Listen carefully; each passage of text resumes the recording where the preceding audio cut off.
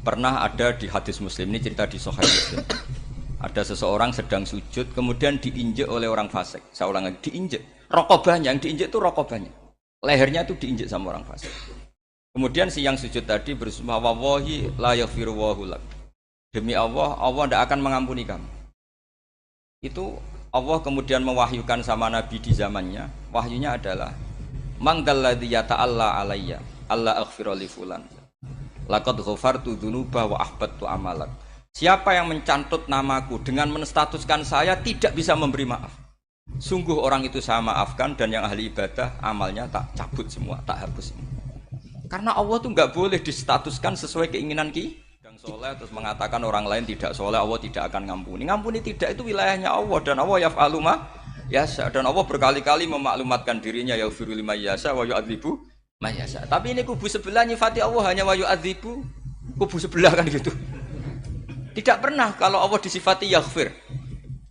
Bagaimana Allah gak tersinggung? Allah selalu distatuskan yu'adzib. Kira-kira kalau Allah kan gini, saya ini bisa u'adzib, bisa aghfir, kenapa status saya tinggal yu'adzib? Ini ngaji di mana? Khatam enggak kan gitu. Makanya resikonya ahli sunnah itu masyhur tuh Pak Hamid Pasuruan. Tamu macam-macam diterima. Ketika orang benci Golkar itu ada tamu dari Golkar juga diterima. Ketika orang nggak mau diberi hadiah oleh orang Golkar, Pak Hamid ya diterima. Bilang ke bapak, mengaku lo mau wainur, duit enggak ono gunane dhewe.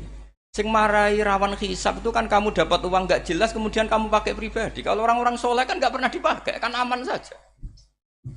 Loh, dihisab apanya? Wong hanya pralon. Kalau istilahnya Pak Hamid itu pralon. Datang diberikan orang lagi, datang diberikan lagi. Kalau kena kamu kan hisab. Terus kamu nyate makan wareg glegeken. Wah itu uangnya nggak jelas dipakai nyate glegeken, ya mesti hisab. Kalau nggak jelas ya disedekahkan. Kalau ingin bebas apa? Hisab. Tapi kalau sering sedekah biasanya nggak bebas dari miskin. Tapi kalau kamu wali kan tetap ya Pak Hamid itu masyhur bisa kok. Tapi kan nggak jadi miskin. Kamu nggak terkenal sakok tapi miskin. Ini nggak wali. Nah kemudian ini yang makalah yang saya siapkan begini. Sekarang Indonesia itu dikepung oleh paham-paham keras. Paham-paham keras itu yang paling hebat tentu ilmu. Dalam banyak cerita, banyak saksinya juga. Pernah, ini masyhur sekali cerita ini. Sya'rawi itu ketemu orang ekstrim yang mau ngebom orang-orang Islam yang sedang main di bar. Dugem lah kira-kira gitu. Karena di dunia Allah kok maksiat tok, ini baiknya mati aja daripada hidup, daripada ngeleng-ngeleng bumi gitu. Terus ditanya sama Sya'rawi, kalau betul mereka jadi mati, aina masiruhum? Lalu mereka mati terus kemana? Dijawab oleh ekstremis tadi, ya ilanar, karena mereka matu fi hinil maksiyah, mati ketika maksiat. Terus jawabnya si Sya'rawi, lalu kalau mereka ke neraka itu keinginan Rasulullah apa keinginan kamu? Apakah pernah Rasulullah itu berkeinginan umatnya mati masuk neraka? Ya enggak. Ya sudah, kalau itu tidak keinginan Rasulullah jangan lakukan. Itu kan satu ilmiah yang luar biasa. Rasulullah tidak pernah ingin umatnya mati dalam keadaan siap masuk neraka. Makanya tidak usah mati pas itu ya. Bener MC tadi, kalau mati milih tanggal dan milih tempat. Ya itu diantara pujian-pujian yang masyhur tuh, yang puji Rasulullah itu khuliqta mubarra'un min kulli aibin faka'an nama khuliqta kama tasya. Jadi itu sebenarnya makalahnya sahabat, tapi yang untung Mustafa Atif karena dapat uang banyak dari nyanyi. Jadi itu sebenarnya makalah normal dari pujian seorang sahabat, tapi yang untung Mustafa Atif. Mungkin yang untung juga pengundangnya karena ternyata abadi ya. Nah cerita Imam Sya'rawi tadi, Sya'rawi Sya'rawi Mutawali Sya'rawi ya. Mufassir itu. Saya punya kitabnya itu 27 jilid. Saya sebagai peneliti itu ya enggak, karena saya butuh adit ya, butuh penguat itu. Dan penguat itu pula yang saya bawa ke sini. Ya ini saya baca terjemahnya dulu, nanti saya baca Arabnya supaya dapat barokahnya Rasulullah SAW sebagai Jami'ul Kalim. Nabi pernah didatangi seorang bedui. Bedui itu Arabi, orang kampung. Minta sama Nabi, karena Nabi itu udah orang kaya, tentu kira-kira saya bayangkan ya dikasih 50.000 atau 10.000. Si Arabi ini tidak terima, dan tidak terima ngomong di depan umum. Ketika Rasulullah tanya, apa saya sudah baik sama kamu? Kata si Arabi tadi tidak. Karena kamu kikir hanya ngasih saya segini. Sahabat hampir marah saja karena Nabi tersinggung gitu. Tapi Nabi lalu mengajak orang itu ke dalam rumah. Kira-kira kalau Indonesia mungkin ditambah. Kemudian, apa ini cukup? Ya cukup. Kamu sudah puas? Ya puas. Fajazakallahu min ahlin wa asyiratin. Dipuji-puji Nabi. Kemudian kata Rasulullah, ayo kita keluar. Keluar nemuin khalayak begini. Khalayak rame tadi. Kamu tadi mengkritik saya, menghujat saya, maka kamu sekarang harus memuji saya di depan umum. Supaya clear. Akhirnya mau dia. Oke, kita mau. Akhirnya muji-muji bahwa Muhammad orang baik, dermawan gini. Setelah itu dia pulang.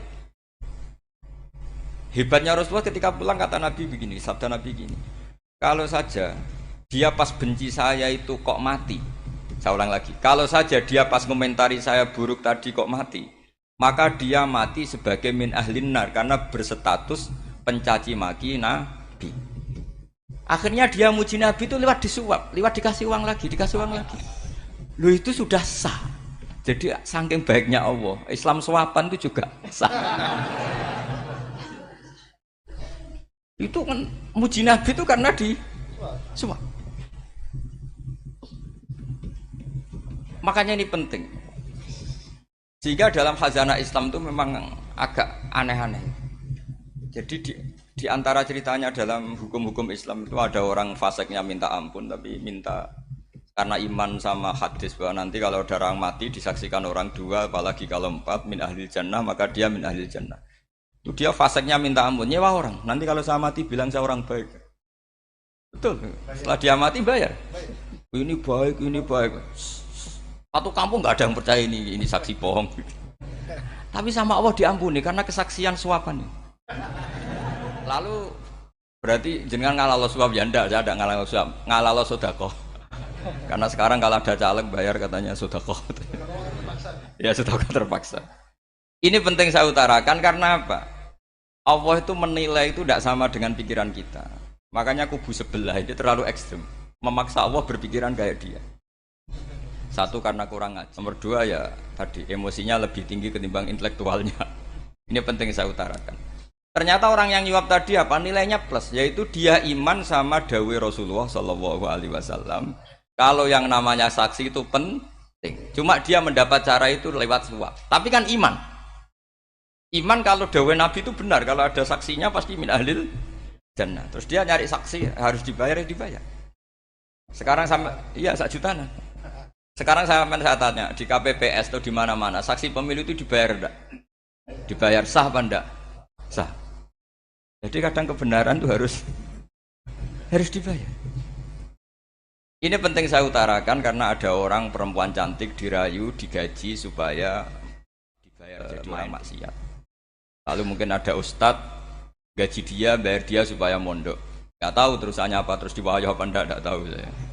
Pertanyaannya ketika kamu bayar kemudian jadi santri, itu kamu dosa nyuap apa dosa sedekah membiayai proses kebenaran?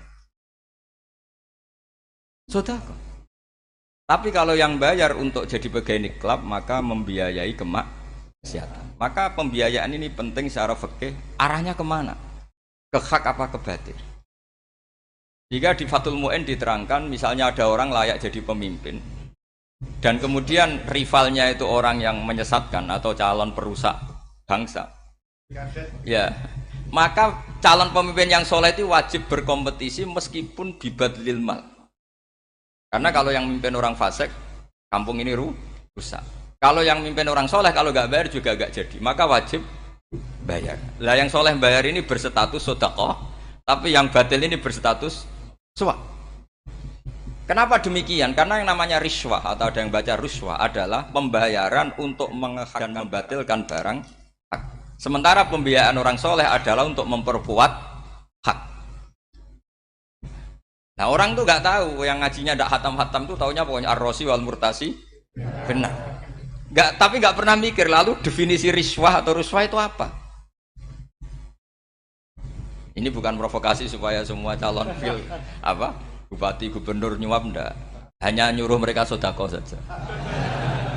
Jadi kalau nggak jadi, tapi sedekah betul ya, kalau nggak jadi ya tetap ikhlas dari awal memang sedekah. Lah soal gremeng ya bawaan manusia gitu ya. Ya enggak apa-apa kami tetap gremeng. Ini penting saya utarakan, makanya menurut saya itu bangga dengan Pak Hamid karena sepupu mbah saya itu karena alimnya. Meskipun banyak orang mensifati beliau wali dan memang wali betul, tapi saya tetap menstatuskan beliau orang alim yang dari kelaziman alim itu beliau wali. Jangan dibalik, wali dulu baru alim. Karena dalam beliau orang Lasem dan kaidah di Lasem itu fakullu alimin waliyullah walaysa kullu waliyillah aliman. Jadi kalau kaidah di daerah Jawa Tengah itu semua orang alim pasti wali, tapi kalau wali tidak mesti alim. Sehingga kalau menstatuskan alim itu keren. Kalau di Jawa Tengah status alim itu keren. Dan soal keramat yang kaitannya dengan Mbah Mun itu masyhur itu dulu ketika Mbah Hamid santai-santai sama Pak Taifur sama keluarga lah. Beliau mau istirahat, kemudian yang datang Kiai Maimun, Mbah Mun zaman itu masih dipanggil Gus. Sopo pur, ada Pak Taifur di situ. Kata Pak Taifur, kalau manggil Pak D itu Gus Mun.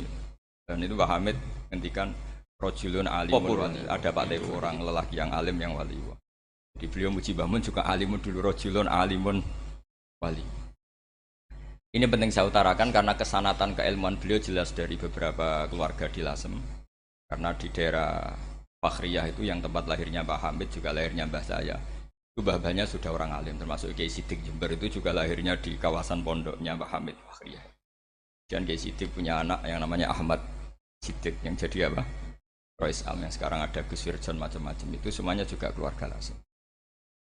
Nah, saya cerita keluarga ini penting bukan karena tafakhur atau tabai, bukan, karena Allah itu membuat satu tradisi besar memang lewat dzurriyyah. Sehingga Allah ngendikan misalnya ulaikal ladzina an'ama Allahu 'alaihim minan nabiyyin min dzurriyyati Adam wa mimman hamalna ma'anu wa min dzurriyyati Ibrahim wa Israila wa mimman hadaina wastabaina. Karena tanpa dzurriyyah itu enggak ada. Misalnya saya menjadi hafal Quran dulu, bapak saya itu tiap zaman Pak Hamid masih sugeng, yang semaan di sini itu pasti bapak saya, namanya Kiai Haji Nur Salim. Kadang diajak baca Quran di kamarnya Kiai Hamid. Karena kalau bapak saya itu mantu ponaan sama Pak Hamid. Itu dulu bapak saya memotivasi saya supaya hafal Quran itu gini, hak kowe kudu hafal Quran. Nak kowe rapal Quran, iku kepaten obor. Kok anak merapal luwe duwe alasan. Jadi kalau ada Gus tidak alim itu mesti salah bapaknya.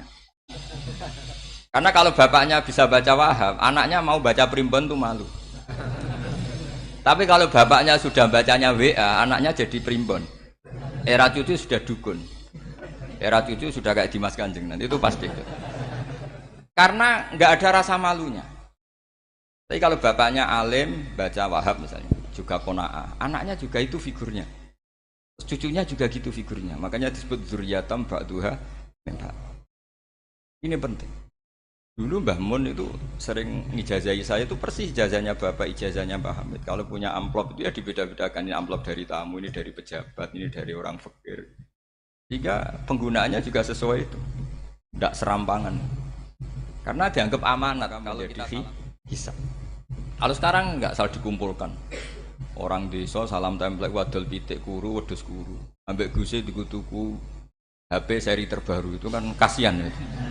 Padahal sing salam template itu ibunya kerja di Malaysia. Mungkin gelantungan ngecat tembok di Malaysia. Hasil salam template digugus tuku HP terbaru itu kan nggak imbang. Nah dikutuku tasbih kan sumbut. Ini bukan nyindir tapi ngamuk jadi ini penting karena semuanya itu ada hisabnya walatus alunna yauma idzin anin naim.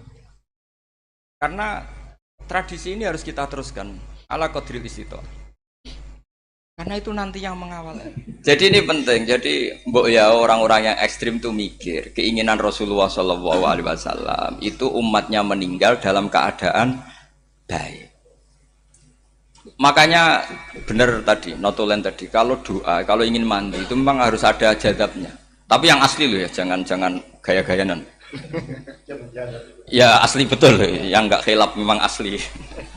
Itu ada seorang wali doa di depan Nabi itu begini, ya Allah, saya harus jadi orang soleh. Allah diharuskan itu kan nggak sopan ya. Ya Allah, saya ini harus jadi orang soleh. Kenapa? Sekali saya soleh, maka surroh habibu, yang senang kekasihmu. Sekali saya fasik, maka yang senang musuhmu, yaitu iblis. Tinggal jenengan mau menyenangkan musuhmu. Akhirnya dapat aku ya sudah soleh aja soleh ini kok doa kok neror orang ini. Kira-kira gitu. Jadi ya Allah, saya harus jadi orang soleh. Kalau saya jadi orang soleh, surah habibuk, yang seneng kekasihmu.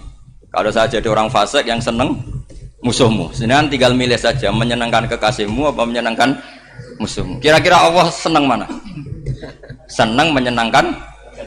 Wah, itu doa paling mustajab. Tapi syaratnya harus anti bikolbin dan dari ijazah nggak mandi, itu ijazah nggak mandi. Maka ini tidak saya ijazahkan. Nanti kalau kamu ngalami isak sendiri, ngalami wujdi sendiri, terus ngalami itu, insya Allah makbul. Ini namanya gaya-gaya nan copy paste, nggak diterima itu. Jadi wali-wali dulu itu kalau berdoa itu sederhana, tapi dari hati yang paling dalam. Makanya Nabi Musa itu terkenal. Orang paling seenaknya sendiri itu Nabi Musa hubungannya dengan Allah. Tapi sama Allah dimaafkan karena orisinil, tidak bikin-bikin. Rasulullah juga itu. Kalau sudah marah itu doanya gitu. Cuma celakanya ditiru Nira Warisman dulu itu. Nabi itu ketika perang Badar itu jelas kalah, nggak mungkin menang, sudah jelas kalah. Nabi hanya 313, orang kafir 1000 dengan perlengkapan apa? Sudah lengkap semua. Setelah perang dilihat itu jelas kalah. Seri awal ya memang kalah betul. Doanya Nabi apa? Allahumma intuhlik hadil isobah lam tu'bad ba'dal ya. Ampun Gusti, silahkan bikin kalah, tapi ra ono sing roh najenan pangeran. Mohon lahiran jenah jadi pangeran, serano sing roh. Enggak ada ibadah. Intuhlik hadil isobah lam tu'bad ba'dal ya. Kalau engkau menghancurkan kelompok saya ini, jenengan sebagai Tuhan tidak ada yang nyembah lagi. Karena yang nyembah tinggal kelompok kita. Tapi yang ngendikan Nabi, kalau kamu niru tidak bisa.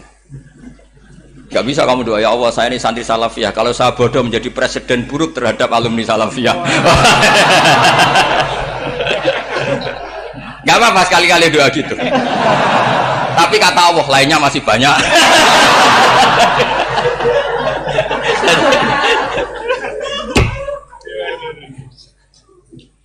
Tapi itu syaratnya tadi harus ada al-wujdi wasima. Jadi makanya Imam Ghazali punya kitab al-wujdi wasima. Karena ada masrob, ada syarab. Jadi wali ngikuti para nabi itu ada masrob, ada syarab. Sehingga perasaannya itu beda. Saya punya sekian contoh. Makanya tadi saya bilang di sini yang cerita nanti tak baca Arabnya ya tabarruk dengan jamil apa kalim. Jadi Nabi menyontohkan gini ya. Hubungannya Nabi dengan umatnya itu kata Rasulullah ibarat orang punya unta atau sapi yang susah itu. Yang sarodat itu berat. Kalau bahasa sini apa itu? Yang larat ya Pak? Melayu. Terus orang-orang lain ingin membantu.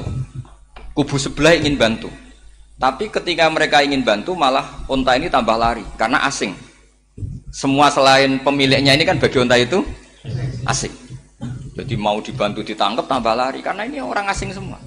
Ngajinya agak jelas, asalnya agak jelas, tapi mau ikut ngurmat Islam ini asing semua. Akhirnya kata Nabi, yang punya unta itu tadi datang, kemudian ngambil rumput, terus unta itu dipanggil, kemudian unta itu ngikuti. Kata Nabi, ibarat saya seperti itu. Kalau saya yang memimpin Islam, saya yang merawat umat saya, maka umat akan mudallalah, akan nurut. Tapi kalau yang rumat kalian, malah Islam menjadi kacau. Kenapa menjadi kacau? Karena tadi nyifati Allah saja salah. Orang Islam baik dihukumi kafir hanya karena tahlilan, hanya karena manakiban dihukumi kafir. Sekarang inginnya Nabi orang menjadi muslim apa kafir? Inginnya Nabi orang menjadi muslim apa kafir? Muslim. Lalu gara-gara melakukan perilaku tertentu dihukumi kafir. Iya, ziarah wali songo musyrik, nyekel patok musyrik. Katanya minta sama mayit. Padahal saya andekan jadi mayit itu dijaroi sampean nggak seneng. Nggak senengnya karena ya kadang murid itu jaroi gurunya ya kurang ajar. Masa gurunya dibilang gini, ya Allah, ingkana musinan fazid fi isani, wa ingkana musian fatajawas andu. Kata gurunya, soleh tenan darani ingkana. Makanya saya tidak suka zaman ziarah ke saya. Kecuali doanya ditasihkan dulu ke saya. Makanya nggak boleh ziarah itu pada Nabi, bisa murtad kan? Coba itu baca di depan Nabi, murtad nggak? Ya Allah kali ini baik maka gini, kalau buruk masa Nabi baiknya ingkana. Lah orang-orang yang menyerang kita kan itu gak ada zaman sahabat doa seperti itu. Ya mesti gak ada, mana mungkin sahabat baca itu di depan Nabi. Masa Nabi didoain ya Allah kalau dia baik maka fazid, maka kalau dia buruk ya gak mungkin. Lah mereka nyerang kita itu gak ada dalam sejarah sahabat. Ya, sahabat kok nahlili Nabi itu gak nabi. Mau didoain maghfir lahu. Kan ngenyek kanjeng Nabi jadi ngono ighfir lahu. Ya mesti saja sahabat gak akan tahlilan.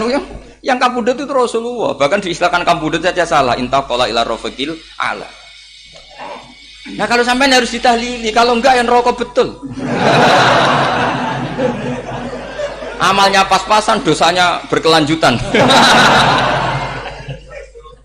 Kondak gimana? Punya tanah warisan yang hasil ngerebut milik orang lain, dipakai anak cucumu, ini berkelanjutan enggak dosanya?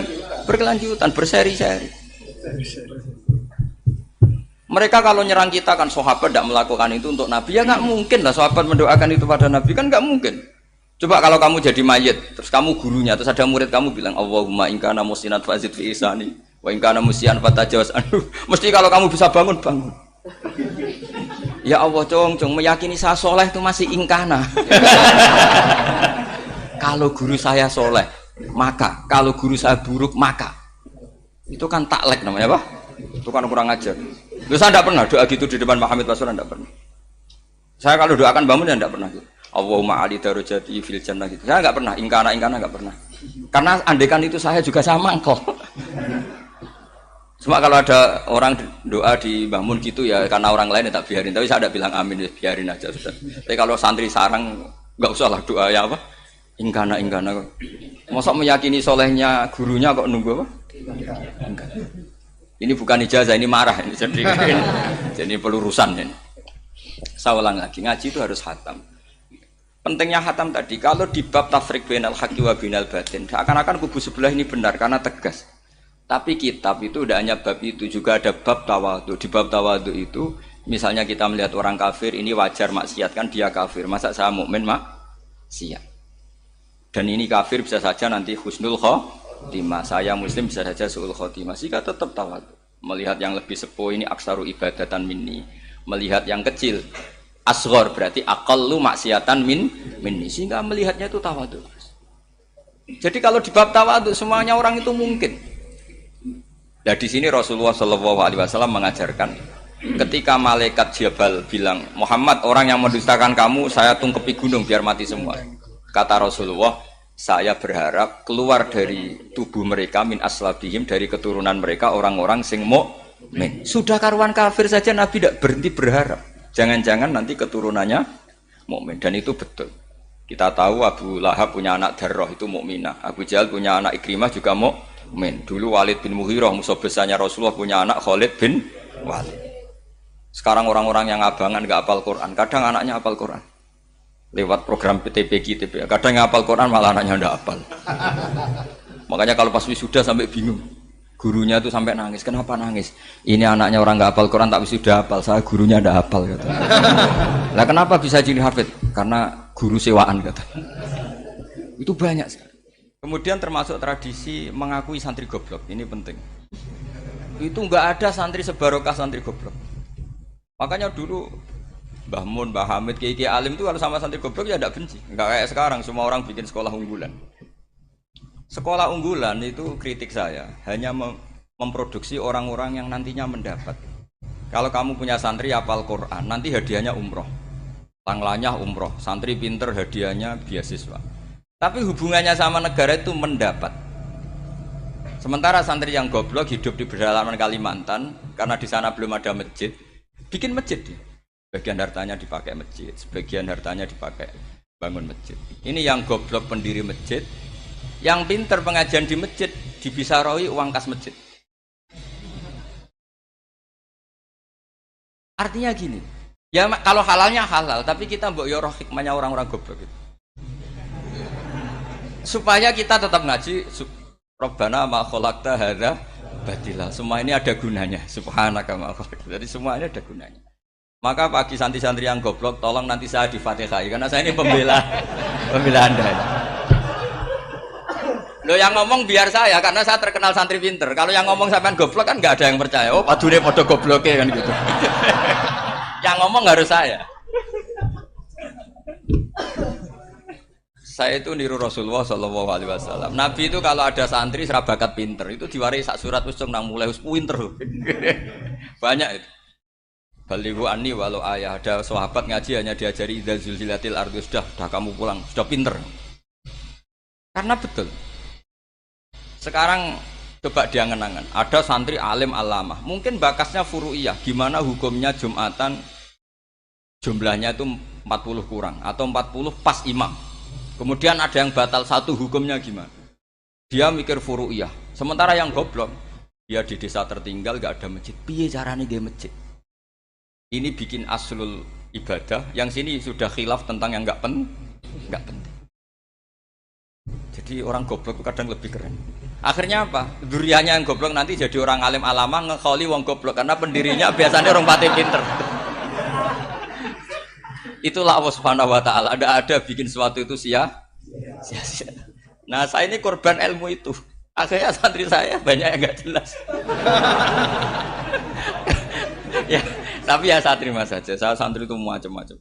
Ada yang profesor, ada yang doktor, ada yang goblok, ada yang baru tobat kemarin. Ada yang Cina lagi senang ahli sunnah wal jamaah, macam-macam. Semuanya ngaji sama saya. Karena saya tetap berkeyakinan Rabbana ma khalaqta hadza batil. Ini penting saya utarakan karena khazanah kita ini jangan digerus oleh orang yang tidak bertanggung. Ini penting. Jadi kebanyakan orang ekstrim karena mensifati Allah Ta'ala itu hanya dengan status yu'adzib, tidak dengan status yaghfir. Dan itu mereka harus ngaji lagi. Kurang apanya Rasulullah SAW? Nabi sebagai manusia benci sekali sama pembunuh Hamzah karena qatilu ahabbin nasi ila Rasulillah.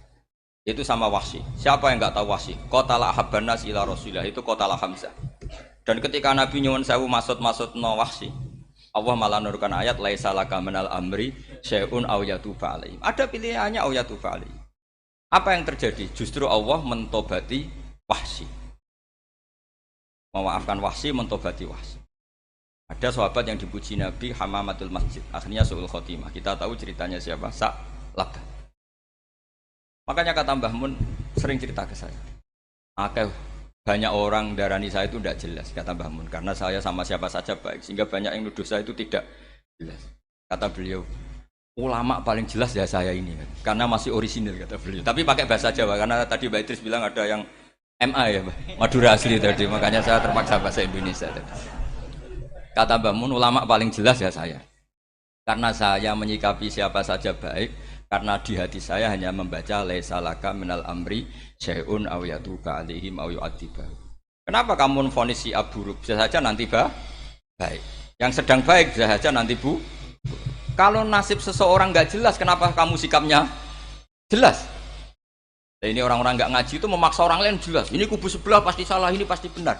Wong manusia kok dipasti-pastikan gimana? Kita ini tidak nabi. Kalau nabi maksum pasti benar. Kalau sampean apa? Maksum bisa.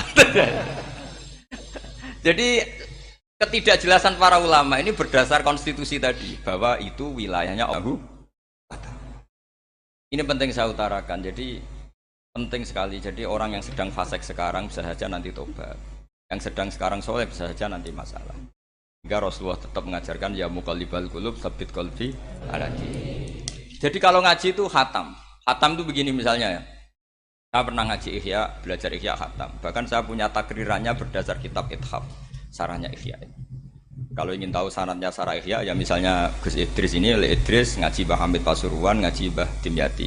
Mbah Dimyati ini ngaji sama kakaknya Kiai Mahfud Termas. Kiai Mahfud ngaji sama abahnya Kiai Abdullah. Ki Abdul ngaji sama abangnya Ki Abdul Manan. Ki Abdul Manan ini mulazim terhadap Sayyid Murtado Az-Zabidi. Jadi kalau santri Salafiyah ini ya kira-kira topkoh Sabiah. Karena Mbak Idris Sadisa ya kira-kira sampean itu dari pengarang Ithaf itu baru topkoh berapa? Sabiah, masih keren. Turun pitu. Masih kaya lah. Lah kamu kok miskin? Turun ke 8 katanya kan. Jadi nanti kalau masih keren. Itu sampean ngaji kitab kalau khatam. Saya ulang lagi kalau khatam itu memang ada bab-bab di mana ulama itu harus tegas, harus tafriq bainal haqqi wa bainal batil. Oke, itu bagus. Mana yang hak, mana yang batil kita bedakan. Di bab itu bagus. Tapi kalau nanti kamu ngaji bab tawadhu, lihat di Bidayatul Hidayah atau di semua kitab tasawuf, bab tawadhu itu kalau melihat kamu orang kafir, kamu melihat orang apa? Kafir. Ini aso ma'akufri, ini maksiat wajar dia kafir. Saya ini muslim kok maksiat. Fadam bi akbah, maka dosa saya lebih buruk. Melihat orang tua, mesti ada aksaru ibadatan. Ini lebih tua, mesti ibadahnya lebih banyak. Nanti kalau melihat anak kecil, ada asgharu minni sinnan, pasti maksiatnya banyak saya. Sehingga terus evaluasi gitu, sehingga nggak pernah takabur. Misalnya di sini, saya ini kan gayanya keren, duduk di atas sampean di bawah. Gayanya tok, hakikatnya sampean lebih sombong karena memerintahkan saya. Jadi panitianya itu, makanya saya merasa tawadhu saja meskipun berdiri. Karena hakikat saya ini makmur, diperintah. Panitia ini, penyelenggara ini amir, pemerintah. Kira-kira sombong mana? Itu sekali saya tidak memaafkan, finnar itu.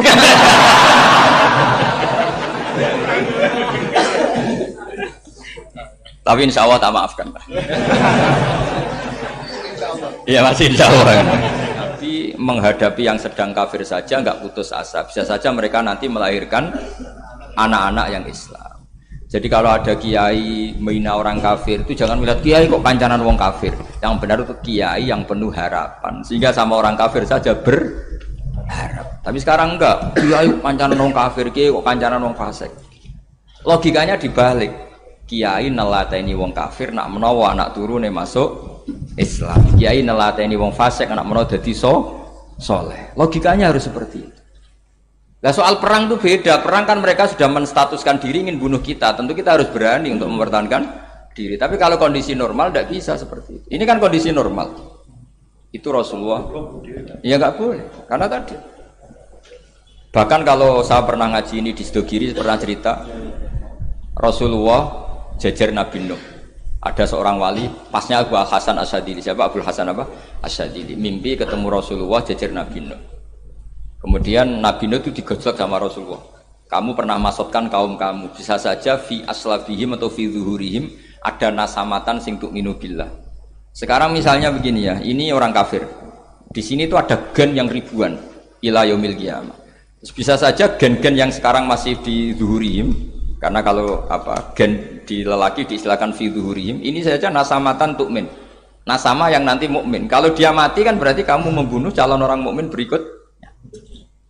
Jadi, tapi ya sama. Tapi kalau kamu bilang dibiarkan, bisa saja ini ada nasama sing calon kafir. Berarti kamu membiarkan kekafiran. Nah di sini hebatnya Allah. Allah bikin Nabi Nuh mewakili istihad potensi kekafiran berlanjut, sehingga beliau bilang wala yalidu illa fajiran kafaro. Paham ya kan? Rabbila tadzar alal ardi minal kafirina dayara innaka intadzarhum yudillu ibadaka wala yalidu illa fajiran kafaro. Logika itu terwakili oleh Nabi Nuh. Logika bisa saja ini ada nasamatan untuk minubillah. Itu terwakili oleh Rasulullah bal arju ayyukhrijawahu min aslabihim may ya'budu waha wa la yusyriku bihi syai'an. Kayak apa untungnya kita jadi umat Rasulullah sallallahu alaihi wasallam. Masalahnya nabimu gak Nabi Nuh, Nabi Muhammad. Jadi kira-kira istiadat kamu ikut Nabi siapa? Kalau main hantam ya ikut Nabi Nuh. Kalau main rojak berharap Nabi Muhammad. Ya sudah, sampean ikut mana tuh? Nabi Muhammad. Ini penting saya utarakan supaya apa-apa itu terukur lewat ilmu. Ya pokoknya istilah kayak Wali Songo yang tercerminkan sampai ke kita kayak Mbah Hamid, karena Mbah Hamid ini sanadnya secara gen sampai Sunan Bonang, di silsilah itu sampai Sunan Bonang. Saya punya catatan nasabnya Mbah Hamid Pasuruan sampai Sunan Bonang, ditulis Mbah Khim itu ya, pas 40 harinya Mbah Hamid itu. Ini penting saya utarakan supaya ekstremitas itu berkurang. Logika-logika yang dibangun ulama itu ngikuti riwayat.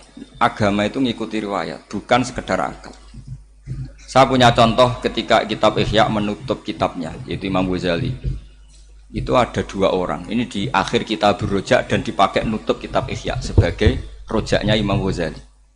Ada dua orang min ahlinar dipanggil sama Allah. Ini sekaligus ijazah, kali ini ijazah betul. Yang dipanggil ke surga itu masih muqayyad dan biangkalil jahim, masih muqayyad, masih dibelenggu sama atribut neraka. Terus sama Allah ditanya, piye jong kabarin rokok? Wah syarra makanan Gusti mun rokok jenengan takokno sekarang ra enak jen. Terus kata Allah, ya sudah kamu kembali ke sana karena kamu memang orang fasik. Itu lari, semangat mau ke neraka. Ini ijazah. Semangat disuruh kembali ke neraka itu semangat lari. Allah tanya, "Loh, Jong, kenapa kamu semangat?" Ya Allah, saya ini sudah kapok. Dulu ketika di dunia kamu perintah, engkau perintah, saya tidak semangat. Maka kali ini jenengan perintah, saya semangat. Karena saya sudah kapok. Setiap engkau perintah, saya ada lari semangat ke neraka. Nah barokahnya semangat masuk neraka ini, kata Allah, ya sudah kamu di surga saja. Maka ijazah nanti kalau ada pengumuman silahkan masuk neraka. Kamu harus lari sekencang-kencang. Karena itu perintah Allah apa? Yang ketika kita di dunia kalau diperintah males-malesan. Kalau kamu diperintah sholat subuh jamaah kan males-malesan. Dan itu menjadi kita masuk neraka. Sebagai kafarah itu ya Allah, karena ini perintah engkau, saya tidak males-malesan lagi. Wes ngembaliin rokok, lari semangat. Allah akhirnya haru, dimaafkan. Panggil lagi, sudah di surga saja. Barokahnya semangat masuk neraka. Nah ini ijazah ini. Ya diterima ya. kok enggak semangat terima ya. Yang kedua enggak. Sudah kamu kembali ke neraka, pelengahan gitu. Enggak semangat. Allah dilihat terus enggak semangat. Kenapa kamu toleh? Ya Allah, saya tidak pernah ngira ketika engkau manggil saya ke surga, kemudian engkau kembalikan lagi ke neraka. Ya sudah di surga saja. Barokahnya husnudzon. Jadi ini ijazah kamu milih dua itu, milih yang mana? Artinya apa? Logika kamu itu tidak mesti masuk apa yang dilakukan oleh Allah Subhanahu wa Ta'ala. Itu logika kamu kan tidak masuk, tapi Allah yaf'alu ma yasha. Ini penting saya utarakan. Nah, tapi orang-orang ekstrim itu maunya nyifati Allah dengan status yu'adzib, yantakim, jabbar, qahar. Sifatnya Allah Ta'ala itu 99. Kenapa apa kamu hanya satu?